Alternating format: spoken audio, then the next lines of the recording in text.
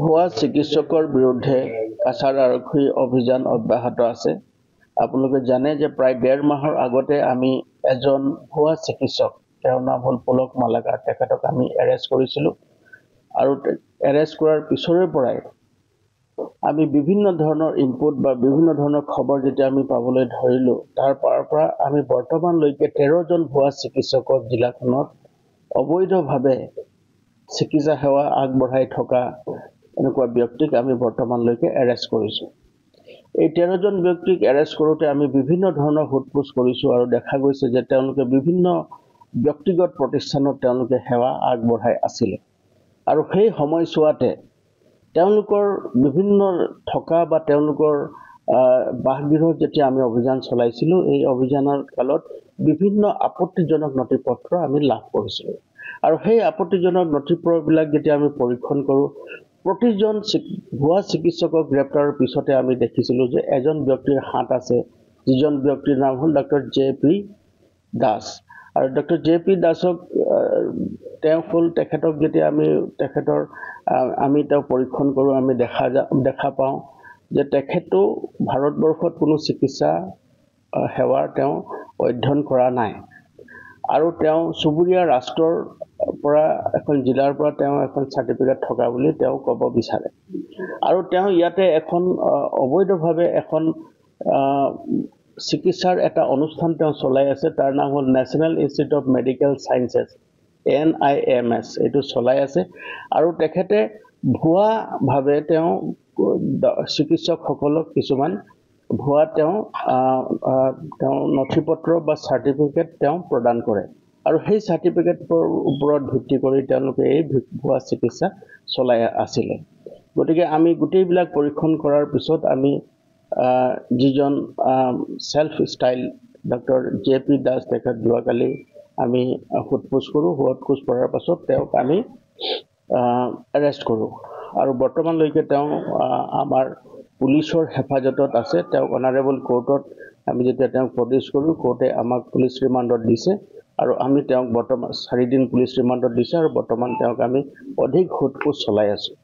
আপোনালোকে জানে যে বিগত দিনতো তেওঁ ইয়াত স্থানীয় অঞ্চলত তেওঁৰ এটা ৰেষ্টুৰেণ্ট আছে, তেওঁ স্পা আছে, আৰু তাতো কিছু আপত্তিজনক তাত আমি কিছুমান তথ্য লাভ কৰিছিলোঁ আৰু আমি অভিযোগ লাভ কৰিছিলোঁ। সেই অভিযোগ লাভ কৰাৰ ভিত্তিতে আমি সেই ৰেষ্টুৰেণ্টখনো জিলা প্ৰশাসনে বন্ধ কৰি দিছিলে।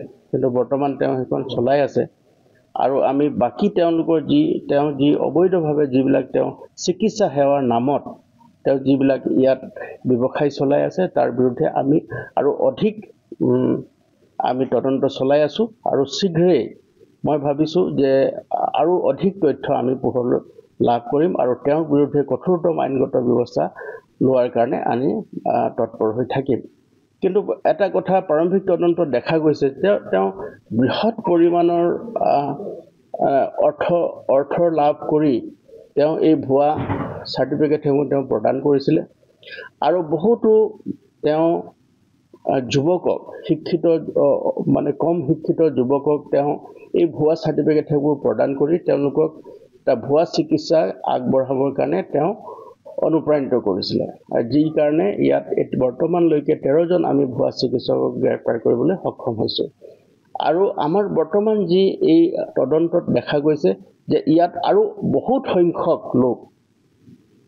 সংখ্যক ভুৱা চিকিৎসক ইয়াত আছে, আৰু তেওঁলোকে বৰ্তমান সময়ত পলাতক অৱস্থাত আছে। আৰু তেওঁলোককো আমি তেওঁলোকক তদন্ত চলাই আছোঁ। আৰু শীঘ্ৰে তেওঁলোককো আইনৰ আওতাত আনি তেওঁলোকৰ বিৰুদ্ধে কঠোৰতম আইনগত ব্যৱস্থা ল'বৰ কাৰণে আমি তৎপৰ হৈ আছোঁ। জানে যে কিছুদিন আগতে আমি তেখেতৰ যিটো ৰেষ্টুৰেণ্ট আছে, আৰু তাত তেখেত এটা স্পা আছে, আৰু তাত বহুত লোকে কাম কৰে, বহুত মহিলাও আছে, পুৰুষো আছে। তাত আমি এটা বিশেষ অভিযান চলাইছিলোঁ। আৰু অভিযান কালত আপত্তিজনকভাৱে কিছু লোকক, আনঅথৰাইজ লোকক আমি তাত লাভ কৰিছিলোঁ। লাভ কৰি তাৰপাছত আমি এটা প্ৰশাসনৰ লগত আমি আলোচনা মৰ্মে এইটো এটা কেছো ৰেজিষ্টাৰ হৈছে, উদাৰবন থানাত এটা কেছো ৰেজিষ্টাৰ হৈছে।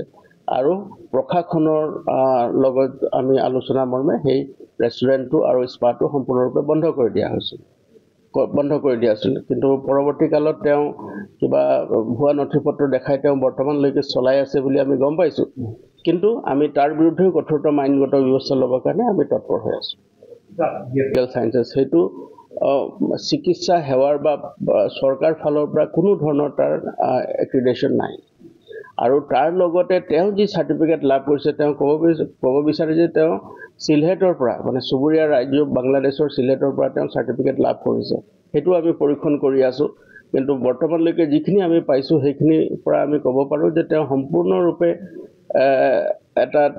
এটা ভুৱা চাৰ্টিফিকেট তেওঁ হয়তো মানে তেওঁ ব্যৱহাৰ কৰি এইখিনি তেওঁ এটা ৰেকেট এটা চলাই আছিলে গতিকে আমি বাকি যোগাযোগ কৰি আছোঁ যিখন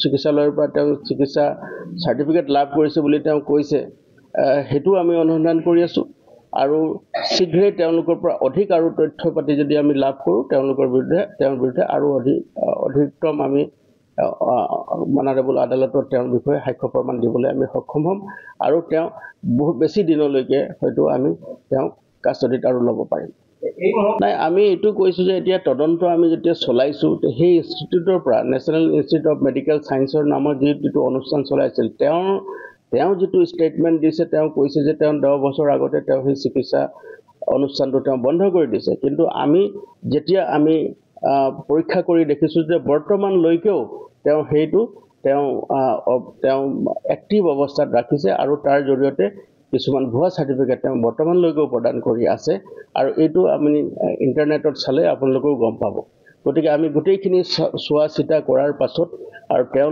তেওঁ সোধপোছ কৰাৰ পাছত অধিক তথ্য পাতি তেওঁৰ বিৰুদ্ধে আমি লাভ কৰাৰ পাছত তেওঁক আমি ইতিমধ্যে এৰেষ্ট কৰিছোঁ আৰু যিসকল লোকে ইয়াৰ পৰা ভুৱা চাৰ্টিফিকেট বৰ্তমানলৈকে লৈ বিভিন্ন জেগাত অকল কাছাৰ জিলাতে নহয় চুবুৰীয়া ৰাজ্যবিলাকতো তেওঁলোকে এনেকুৱা ভুৱা চিকিৎসা চলাই আছে বুলি আমি গম পাইছোঁ গতিকে তেওঁলোকৰ বিৰুদ্ধেও আমি আৰু তেওঁলোককো আমি অনুৰোধ কৰিম যে কিছুমান হয়তো তাৰ ভিক্টিমো হ'ব পাৰে তেওঁৰ এই কথাত বা তেওঁৰ অনুষ্ঠানটোৰ পৰা তেওঁলোকে মানে অনুষ্ঠানটোৱে তেওঁলোকক এনেকুৱা ধৰণৰ তেওঁলোক লিউৰিং কৰি তেওঁলোকক পইচা পাতি দি ভুৱা চিকিৎসা কৰিবৰ কাৰণে তেওঁলোকক বেছি প্ৰৰোচিত কৰিব পাৰে তেনেকুৱা ধৰণৰ যদি মানুহ আমাক ওলাই আহে তেওঁলোকৰ বিৰুদ্ধে তেওঁলোককো আমি সাক্ষীবাদী লৈ আৰু এই যি অনুষ্ঠানটো চলাই আছে যিটো মধ্যমণি যিজন মূল ব্যক্তি